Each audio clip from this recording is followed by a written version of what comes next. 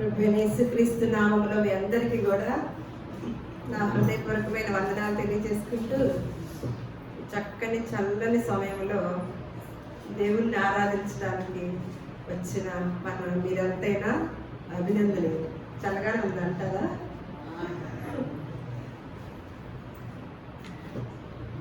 దేవుని మందిరానికి వచ్చే వారికి ఎటువంటి ధన్యత కలిగి ఉంటామో అనేది ఈరోజు మనం నేర్చుకుందాము. బయట లోకంలో చూసినట్లయితే ధన్యులు, ధన్యత అని ఎవరినెవరు అంటారండి? ఏ విషయాల్లో అంటారు? ఒకంత మీరు చెప్పండి సమాధానం. ధన్యులమ్మ, వీరు అదృష్టవంతులమ్మ అని ఎవరెవరిని చూసి అంటారు బయట లోకంలో?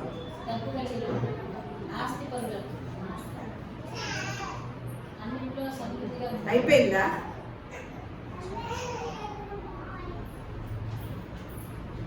ఎవరెవరిని ధన్యులు అంటారండి?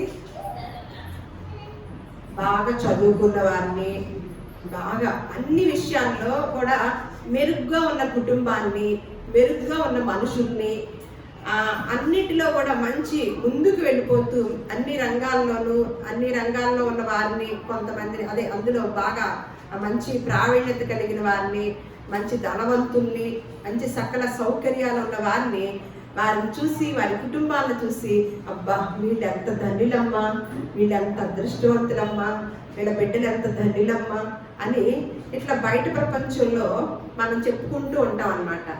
మరి మన కోణము, మన ఆలోచన, దేవుని కోణము, దేవుని యొక్క ఆలోచన ఒకటేనంటారా?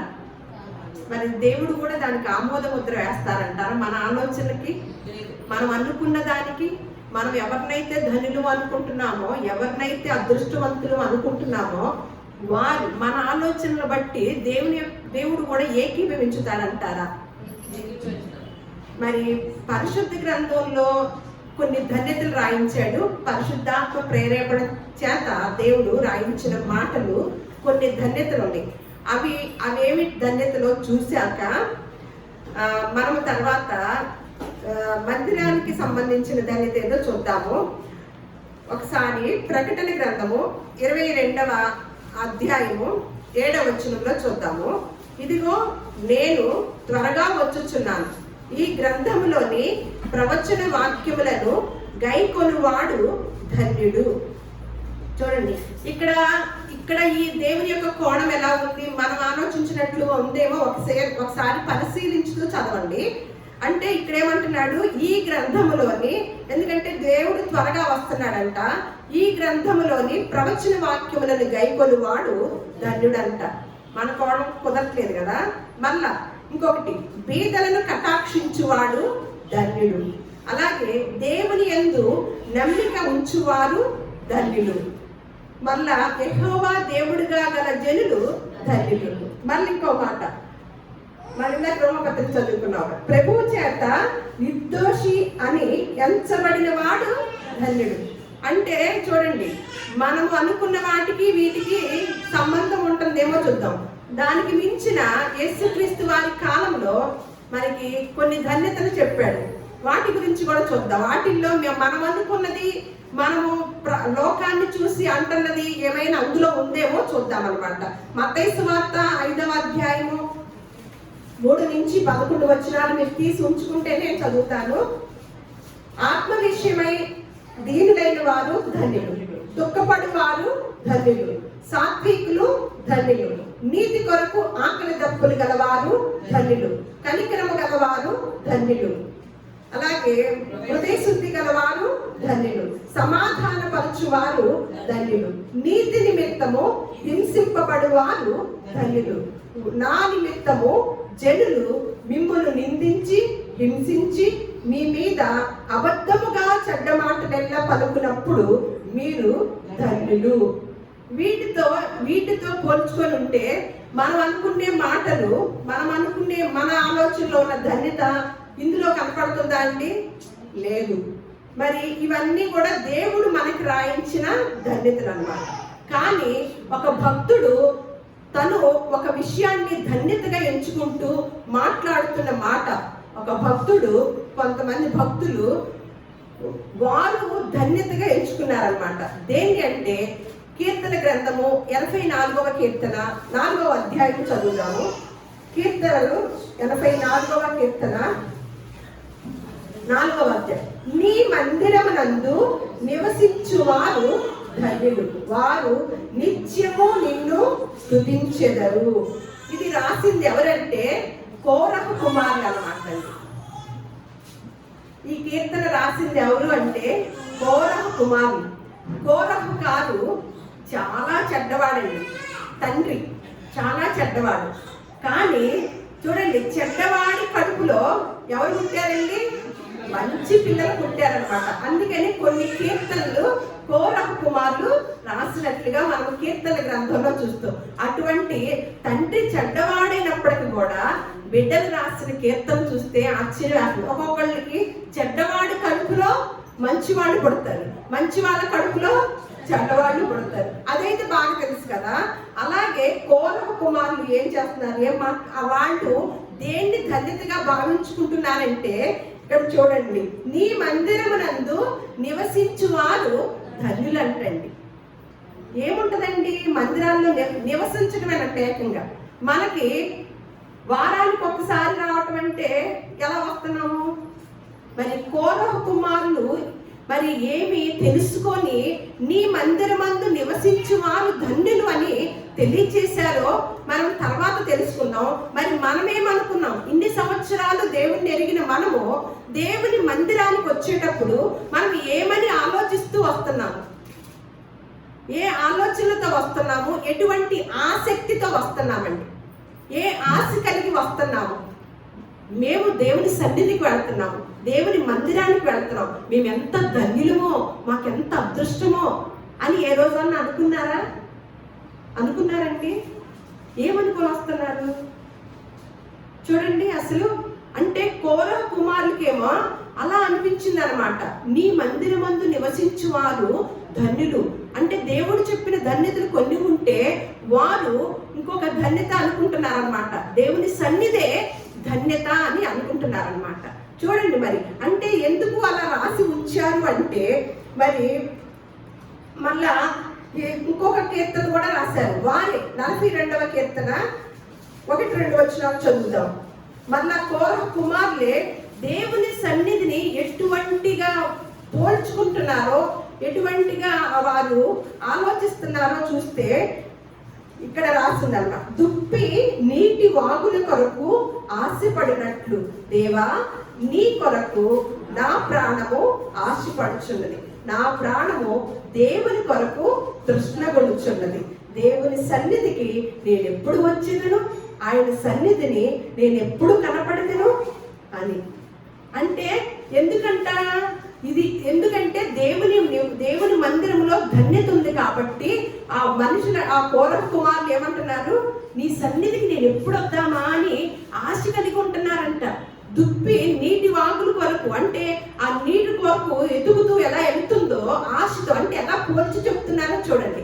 అంటే దేవుని సన్నిధి వారికి అలా ఉందంట. దేవుని సన్నిధికి రావటము అటువంటి ఆశ కలిగి ఉందంటండి. ఏ రోజైనా మనము ఈ ఆశ కలిగి ఎప్పుడైనా వచ్చామా? లేకపోతే మొక్కుబడిగా ఆదివారం వెళ్ళాలి కదా, మళ్ళీ బాగోదు, వెళ్ళకపోతేనేమన్నా విజయలక్ష్మి ఫోన్ చేస్తే ఎందుకు రాలేదనను, మళ్ళా వెళితే ఏదో ఒకటి ఒక్కసేపు వెళ్ళిపోయి కనిపించేసి దేవుడికి కనిపించేసి వచ్చేస్తే బాగుండు అని అనుకుంటారా ఎప్పుడన్నా? లేకపోతే నేను దేవుని సన్నిధికి ఈ రోజు వెళ్ళాలి, నాకు ఆ ధన్యత ఏంటి, దేవుడు నాతో ఏం మాట్లాడతాడు, నేను ఇప్పుడు వారమంతా ఇంట్లో వాళ్ళ మాటలు వింటూ నేనే ఇతరులతో వాగేస్తూ నాకు అసలు దేవుడు మాటే లేదు, ఇప్పుడన్నా ఈ వారంలో ఈ ఆదివారం ప్రశాంతంగా 1 గంటైనా దేవుడు మాట్లాడితే నేను ప్రశాంతంగా వినాలి, ఆ ధన్యతను నేను పొందుకోవాలి అని ఎవరు వస్తున్నారండి? నేను ఖచ్చితంగా మీకు చెప్తున్న మాట అన్నమాట, మీరు బాగా గుర్తుపెట్టుకోండి.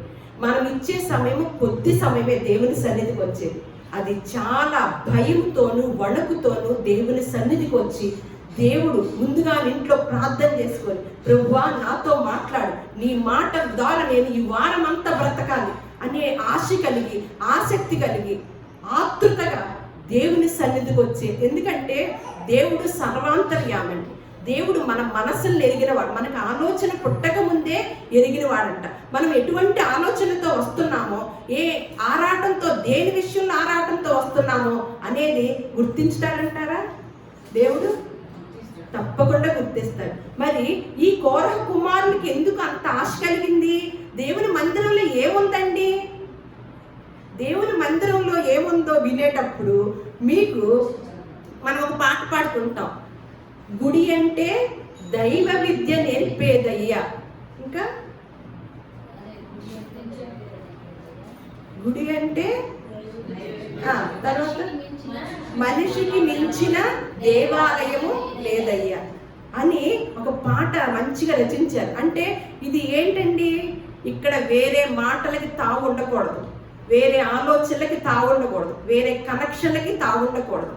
ఇది గుడి అంటే ఖచ్చితంగా మనం దైవ విద్య వరకే ఉపయోగించుకోవాలి. ఇంకా ఏ విషయము ఈ మందిరంలో జరగకూడదు. ఆ దైవ విద్యను తీసుకొని వెళ్ళి బయట ప్రపంచంలోకి వెళ్ళి మనం దాన్ని సాధిక చేస్తూ ఉండాలన్నమాట. అది మనకి క్షేమాన్ని ఇచ్చిద్ది అనమాట, మనకి ధన్యతనిచ్చిద్ది అనమాట. మరి బయట ప్రపంచంలోకి ఏ విద్యను నేర్పించడానికి పంపిస్తున్నామండి? బయట ప్రపంచంలోకి ఏమి విద్యను నేర్పడానికి పంపిస్తున్నామండి? ఇక్కడ ఒక స్కూలు యాన్యువల్ డే జరుగుతోంది. ఏమి నేర్పిస్తున్నారో చూడండి.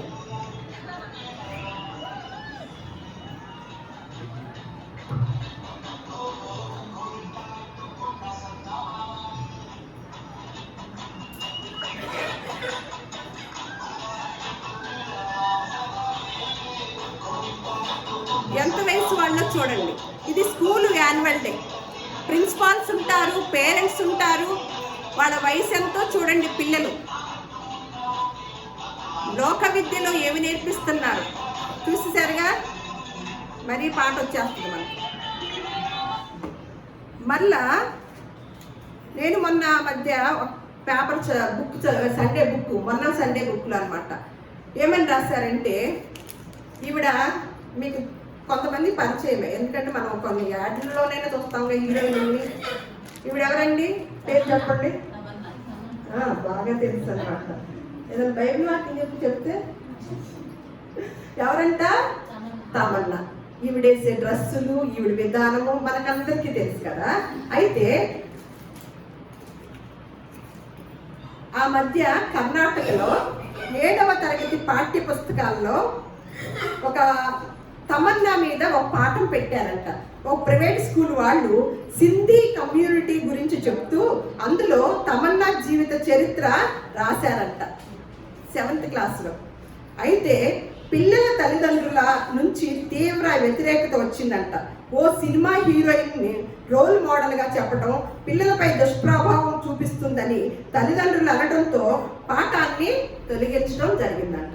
పేరెంట్స్ అనలేదనుకోండి, 7th క్లాస్లో అలా కంటిన్యూ అయిపోద్ది. ఎవరి పాఠం అండి? తమన్నా పాఠం అంటే. అంటే మనం బయట విద్య నేర్చుకునేటప్పుడు ఏమి నేర్పిస్తున్నారండి మనకి? మన పిల్లలకి ఏమి నేర్పించడానికి మనం ఎక్కువ ప్రాధాన్యత ఇస్తూ ఉరుగులు పరుగుల మీద క్యారేజీలు కట్టి ఉరుగులు పరుగుల మీద లేచి ఆ రోజు తెల్లవారుజామునే లేచి చేస్తాం కదా. మరి దైవ విద్య నేర్చుకునే చోటకి కోరహ కుమారులు ఏమంటున్నారు? నీ సన్నిధానంలోనే మాకు ధన్యత ఉంది, దేవుని మందిరంలో నివసించువారు ధన్యులు అని చెప్పినప్పుడు మనము మన బిడ్డలకైనా మనమైనా ఎంత ప్రాధాన్యత ఇస్తున్నామో, ఆ మందిరంలో నివసించడం వల్ల ధన్యత ఏంటనేది కోరహ కుమారులు ఏమి గుర్తించారనేది ఈరోజు ఈ దైవ విద్యలో నేర్చుకుందాం అన్నమాట. ఒకసారి కీర్తన గ్రంథము 137వ కీర్తన. ఇక్కడ దావీదు గారు కూడా అంటున్నారు అన్నమాట, యెరూషలేమా నేను నిన్ను మరిచిన ఎడల నా కుడి చేయి తన నేర్పును మరుచునుగాక. ఏంటండి? ఎవరు మాట్లాడుతున్నారు చూడండి. దేవుని మందిరాన్ని కనుక మర్చిపోతేనంట తను అనుకుంటున్నాడు అనమాట, తన కుడి చేయి పని చేయటమే మరుచునుగాక అని శాపం పెట్టుకుంటున్నాడండి. మరి ఈయనకేమి తెలిసిందో దేవుడు మందిరంలో ఉన్న గొప్పతనం. ఏమంటున్నాడు? నేను నిన్ను మరచని ఎడల నా కుడి చెయ్యి తన నేర్పును మరచునుగాక. దేవుని మందిరాన్ని మరిచిపోయిన రోజున నా కుడి చేయి పని చేయటం మరచునుగాక అని శాపం పెట్టుకుంటున్నాడండి. మనమైతే ఏం చేస్తాము? అసలు ఈ మాటలు ధ్యానం చేస్తుంటే ఎంత ఆశ్చర్యంగా ఉందండి. మరి అటువంటి భక్తుల జీవితాల్ని మన ముందుంచారన్నమాట. మనం ఇందాక ఒక భక్తి గురించి నేర్చుకున్నాం కదా. ఆ భక్తిలో కథ ఎలా ఉంది? ఇది సత్యము, ఇది వాస్తవం. మన పూర్వీకుల జీవితంలో దేవుని సన్నిధిని ఈయనేమంటున్నాడు? కోరహ కుమారులు ఏమన్నా అలా అంటున్నారు. ఈయనేమంటున్నారు? ఈ భక్తుడు అసలు నీ సన్నిధి కనుక నేను మర్చిపోతే నా కుడి చెయ్య పని చేయకుండా ఉంటుంది గాక అని శాపం పెట్టుకుంటున్నాడండి. ఏ రోజైనా ఈ మొక్కుబడులు చేసుకున్నారా? చిన్న మొక్కుబడే మనం తీర్చాం, ఒక సంవత్సరం పాటు తీర్చాం కంటిన్యూగా. ఇక ఏ మొక్కుబడులు తీర్చుతాము? ఈ మొక్కుబడి అసలు గుర్తొచ్చిందా? నా కాలు పనిచేయను గాక, నా చెయ్యి పనిచేయను గాక, అయ్యో ఆ మాట అంటున్నావేంటి అంటాం కదా. కానీ ఇక్కడ భక్తుడు అంటున్నాడు అనమాట. అంటే దేవుని మందిరములో ఎంత ధన్యత ఉందో వారు ఎరిగిన వారై మాట్లాడుతున్న మాటలన్నమాట.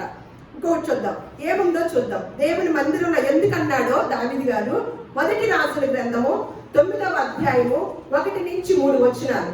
1 రాజుల గ్రంథము 9వ అధ్యాయము 1-3 వచనాలు.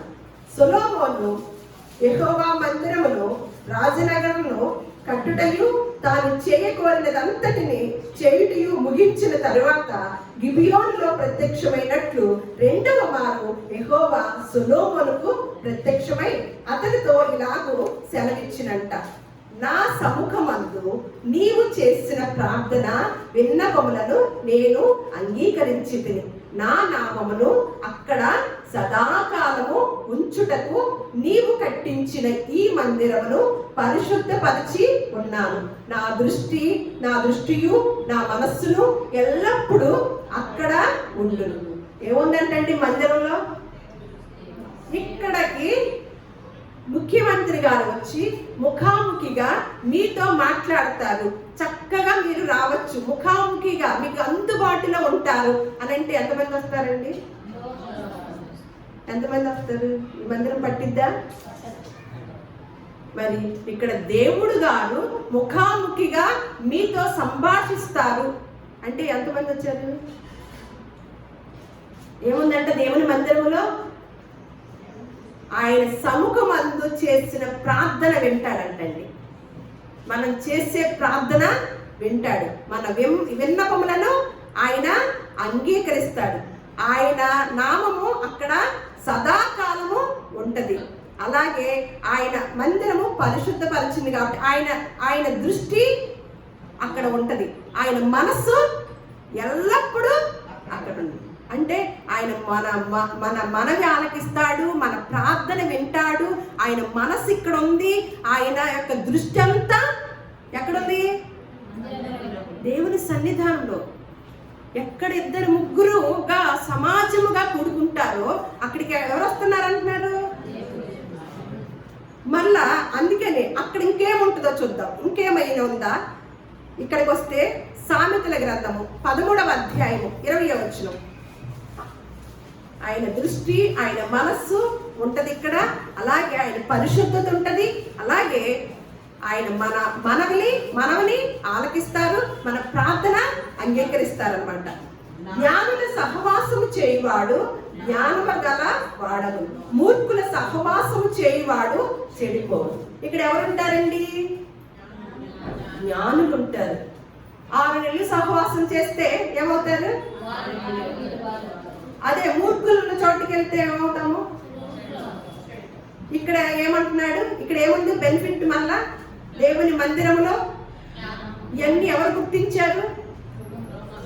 కోరహ కుమారులు, దావీదు గారు, సొలొమోను గారు. మళ్ళా ఇంకొకటి ఇంకేముందో చూద్దాం. 1 యోహాను పత్రిక 1వ అధ్యాయము 3వ వచనం. మాతో కూడా మీకును సహవాసము కలుగునట్లు మేము చూచిన దానిని వినిన దానిని మీకును తెలియచేయుచున్నాము. మన సహవాసం అయితే తండ్రితో కూడాను ఆయన కుమారుడైన యేసుక్రీస్తుతో కూడాను ఉన్నది. అంటే మనుషులతో పాటు ఇంకెవరి సహవాసం, ఎవరి స్నేహితులు అవుతారండి మనకి? తండ్రి, కుమారుడు. ఇంకేముంది చూద్దాం. ఇంకేముంది? యెషయా గ్రంథము 2వ అధ్యాయం 3వ వచనం. ఇంకా చివరిగా అయిపోతుంది. ఆ కాలమున, యెషయా గ్రంథము 2వ అధ్యాయం 3వ వచనం, ఆ కాలమున సియోనులో నుండి ధర్మశాస్త్రము, యెరూషలేములో నుండి యెహోవా వాక్కు బయలువెళ్ళును. జనములు గుంపులు గుంపులుగా వచ్చి యాకోబు దేవుని మందిరమునకు, యెహోవా పర్వతమునకు మనము వెళ్ళుదుము రండి. ఆయన తన మార్గముల విషయమై మనకు బోధించును, మనము ఆయన త్రోవలలో నడుచుదుము అని చెప్పుకుందురు. ఏముంటే ఇక్కడండి? ఆయన బోధ ఉంటది, ఆయన మార్గాలు అంటే ఆయన ఏముంటదంట, మనం ఆయన త్రోవలలో ఆయన త్రోవ ఉంటదంట, ఆయన నడిచిన త్రోవ ఉంటది. ఆ త్రోవ మనం నేర్చుకుంటే భూలోకంలో ఎలా జీవిస్తామండి? ధన్యులముగా జీవిస్తాం అన్నమాట, ధన్యులముగా. అలాగే ఆయన వాక్కు ఉంటదంట, ఆయన మార్గములు బోధిస్తారంట. మనం ఇప్పుడే చూసాం కదా, దైవ విద్య, లోక విద్య నేర్పే చోట మన పిల్లలకి ఏమి నేర్పిస్తున్నారు? అప్పుడప్పుడు సినిమా పాటలు, లేకపోతే ఇంకొకటి. మొన్న మధ్య ఏదో వీడియో కూడా వచ్చింది, ఫోన్ తీసుకుందని టీచర్ గారు కొట్టేసినంట అమ్మాయి. ఎవరు చెప్తున్నారండి? మన శుక్రవారం మాట్లాడుకున్నాం మేము. టీచర్నే కొడుతున్నారు, రకరకాలుగా ఉంటుంది అన్నమాట. మరి అలాంటప్పుడు ఇంకా చాలా నేరాలు ఘోరాలు జరుగుతున్నాయి. కానీ ఇక్కడికి వస్తే ఏముంటాయంట? దేవుని యొక్క మాట ఉంటుందంట, అలాగే ఆయన మార్గాలకు సంబంధించిన బోధ ఉంటుందంట. అప్పుడు ఏమవుతాం మనం? ఈ మాటలన్నీ తీసుకున్నప్పుడు, బయట ప్రపంచంలోకి వెళ్ళినప్పుడు ఇవన్నీ మనకి క్షేమ సాధకములుగా ఉంటాయి అన్నమాట. మనం క్షేమంగా బ్రతకటానికి ఇక్కడను, తర్వాత టోటల్గా దేవుని మందిరము మనల్ని పరలోకానికి తీసుకెళ్లే ఒక సాధనం అన్నమాట. దేవుని మందిరము మనల్ని పరలోకానికి, మీరు ఇంట్లో ఉన్నారు, ఏ మాటలు నేర్చుకుంటారండి చెప్పండి? మనం పరలోకానికి వెళ్ళాలంటే ఏమని ఉంది లేఖనాల్లో? లేఖనములు అందే నిత్య జీవములు. మరి ఆ లేఖనాల గురించి తెలుసుకోవాలంటే మనం పరలోకం వెళ్తామా? తెలుసుకోవాలి కదా. వెళ్ళాలంటే ఏం చేయాలి? మందిరానికి రావాలి. అది గుర్తెరిగిన వారు కోరహ కుమారులైనా, దావీదు గారైనా, దావీదు కుమారుడైన సొలొమోను గారైనా ఏం చేస్తున్నారు? ఆయన సన్నిధి అంట, దేవుని మందిరంలో నివసించువారు ధన్యులు. ఆయన సన్నిధికి వెళ్ళటానికి ఆతృత పడుతున్నాను. ఎప్పుడు వెళదామా అని కోరహ కుమారులు అనుకుంటే, దావీదు గారు ఏకంగా నీ మందిరాన్ని మలచిన రోజునే అసలు నా కుడి చేయ పని చేయకుండా ఉండునుగాక అని శాపం పెట్టుకుంటున్నాడు. ఎందుకంటే అసలైనది మందిరంలోనే ఉంది కాబట్టి. నిత్య రాజ్యానికి వెళ్ళే ఆ యొక్క విధానము, మార్గము మందిరాల్లోనే, కేవలము దేవుని సన్నిధానంలోనే నేర్చుకుంటాం కాబట్టి ఆ భక్తులు అటువంటి మనసు కలిగి మన పూర్వీకులుగా మనకి నేర్పిస్తున్న పాఠాలన్నమాట. ఇది గుర్తెరిగిన వారమై దేవుని సన్నిధానంలో మనము మందిరానికి వచ్చే విషయంలో మనము చాలా భయముతోనూ వణకుతోనూ దేవుడు ఏం మాట్లాడతాడా? ఎందుకంటే అక్కడ దేవుని దృష్టి ఉంది, దేవుని మనసు ఉంది. నేనేమి అన్న చెడ్డ ఆలోచన చేసిన మనసులో వెంటనే ఆయన మనసులోకి వెళ్ళిపోద్ది ఆ మాట అనే భయముతో వచ్చి మీరు మరిన్ని దీవెన ఆశీర్వాదాలు పొందుకోవాలని నా ప్రార్థన, నా మనవి. మనమందరము కూడా దేవుడు మనలందరినీ కూడా అటువంటి ఆశీర్వాదంతో నింపి మన గృహాలకు పంపించునుగాక. మన బిడ్డలను కూడా ఆ విధముగా అటు ధన్యకరమైన జీవితాలుగా మన బిడ్డలను కూడా చేయునుగాక.